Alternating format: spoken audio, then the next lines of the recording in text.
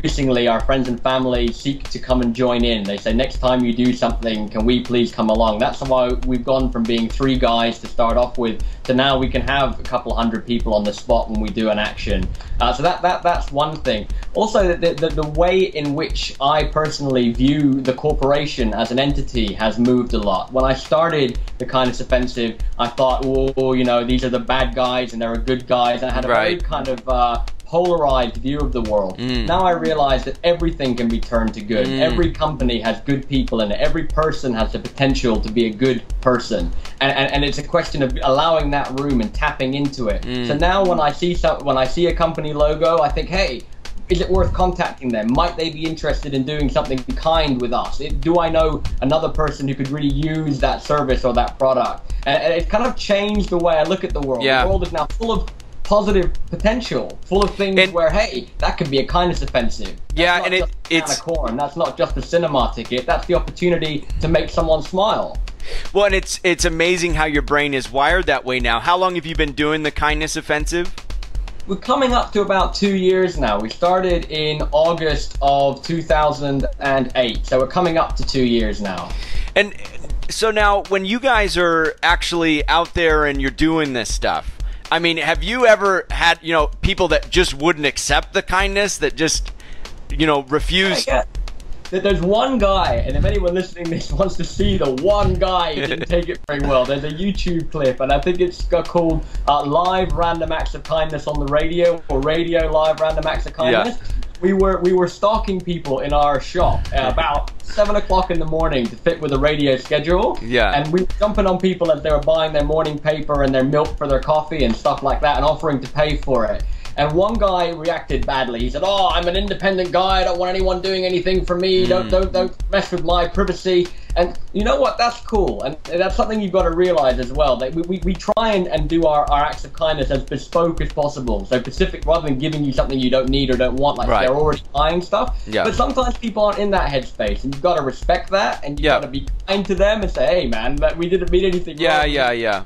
Now, do you have critics of what you guys are doing? I mean, people who say, you know, you can't just go around being Santa Claus giving stuff to people. They need to work for it. They need to earn it. Otherwise, you set up a kind of relationship where they just feel like they can take.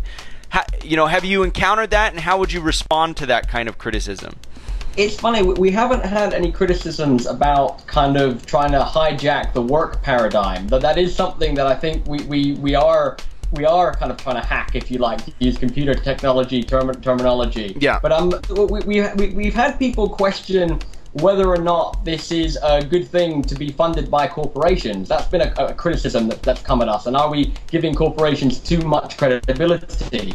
And one guy who was quite outspoken, I don't know if you're aware of him, but Charlie Beach from the Love Police. He's a very loud activist in this country, really big YouTube channel. And so he was very much like, well, you know, I don't know about you guys and how you're making use of the bad guys, the evil corporations. So what we did was we invited him along. Well, I've got a thing where you can't really judge something until you look it in the eye. So I said, look, come along, see what we do firsthand. So he came along. He actually came along to a day where we were holding chocolate tea parties in lots of different old age pensioners' homes. We're traveling around London, spending a couple of hours with old folk, giving them chocolate cups of tea, playing live music. And our one critic, at the end of the day, you can actually watch a video of this on YouTube. It's called Candy from Strangers, and it documents the whole day. And by the end of the day, Charlie Beach, who came along to kind of watch and see what we were about, he's amazed. He's like, look, you guys are just trying to be kind. There's no agenda here. You're offering the opportunity to corporations to do something kind, so keep doing it. So no, we haven't reached much criticism. It's funny though, because what we found, and this is quite kind of innocently, and you know, I'd like to say we meticulously designed every aspect of it, but we're just interested in the kindness, being kind and encouraging people to be kind. And we found that this theme is very thematic in all the different religious groups around us. We've had people from the mosques. We've given stuff for Ramadan to children in hospital. We've had the Jewish community come to us to help us, ask our help with their project. So all the different religious groups and all the different hospitals and institutions, because what's to object to? We don't want you to chat a certain way. We don't want you to dress a certain way or join us or, you know, tattoo yourself or give us 15% of your annual income. We just want you to smile.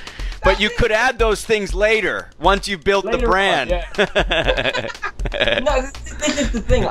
Part of the issue that was at stake at the beginning of this, and it's still very much at stake now, is all the nonsense and all the baggage that comes with being nice. And there's a lot of people out there that we've encountered who say, well, I'd like to be kinder, but the world isn't ready for that. And my neighbor's not going to be kind if I'm kind to him. And there's a lot of reasons that people give. Yeah. Not being the person that they know they can be, and for not doing the things that are right in front of them.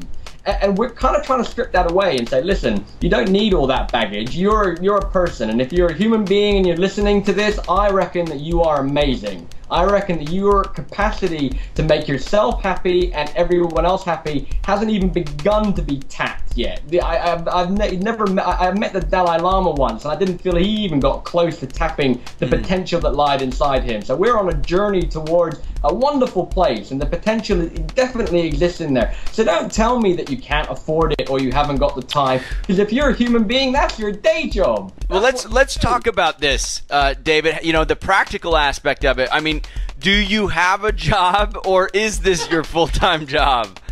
It's taken up more and more of my time. I'm an events coordinator, so that is how I pay the bills. But and in this country, we got a lot of different funds available for charitable organizations. So we're looking into getting some funding together, and we do have a lot of different companies who have jumped on board. Like recently, Illy Coffee heard me giving a talk somewhere, and we got in contact with them, and they got in contact with us.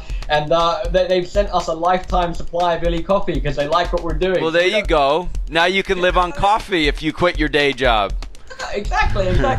I don't know. At the moment, I do what I need to do to make ends meet. I would love to do this full time, but I don't see this as a job or a chore. This is something that really excites me. It's really good fun to do this stuff, and it only gets more fun the more we do it. David, I think you're inspiring so many people, and probably the question on their mind, and I know it's on my mind too.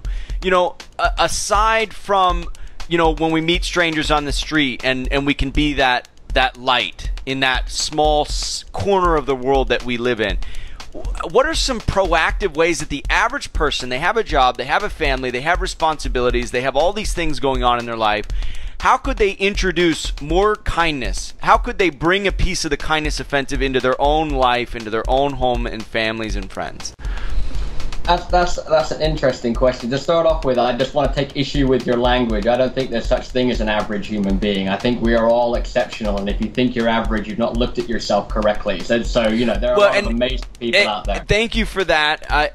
When I say, David, when I say average, what I mean is if we take the standard way of the way that society functions.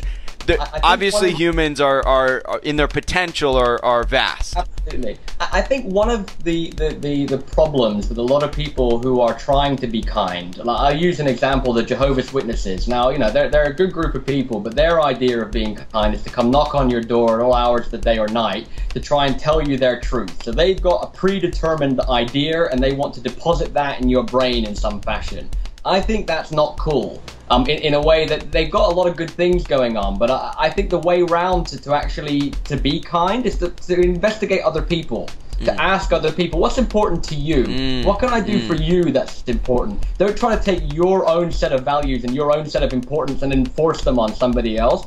And what that means in reality, in practical terms, a real piece of advice is look around. Yeah. Have a look and see what's going on. If you've got a neighbor who's got a broken bin and he's having trouble because the lid won't fit on it, buy him another one. Just do it. If you're standing in a queue and you can see that someone's in a rush behind you, don't try to tell them about being nice and have a conversation. Let them in front. Be nice. Do it. Get on with it. And that's my advice. I think a lot of people are waiting for some kind of starting gun or some kind of divine intervention or ultimate peace to rest upon. They pull their thumbs out and just do something. How did you know, David? I was waiting for all of those to align at the same time. Well, I've got a feeling you might be waiting for a long time. I think if you're asking the question, how can I be kinder? The answers will come at you from every single direction. And also, you'll know you've got it right when it makes you feel good. An act of kindness that leaves you feeling diminished, that leaves you feeling angry or like you've lost out, that you didn't get that one right. Because a proper act of kindness is two-way. It's good for the receiver, and it's good for the doer as well. It should be fun for you. So don't do anything that's going to, don't give away your house, because you're going to be homeless tomorrow. And you're going to feel bad about it. You'll feel like you've done something that you shouldn't have done. Exactly. Yeah. And